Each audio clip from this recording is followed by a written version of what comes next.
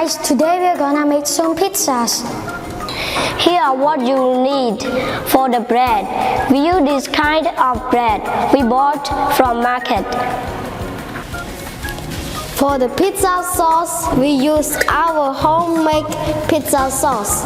For pizza toppings, yellow pepper, red pepper, green pepper, onion, surimi, beef, and the most importantly is cheese.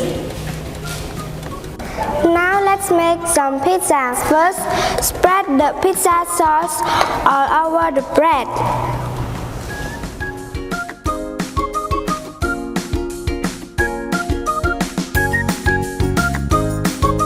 Next, sprinkle the cheese all over the pizza.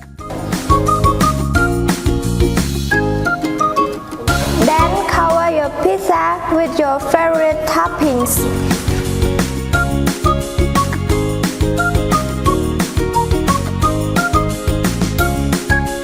After that, place your pizza into a hot oven.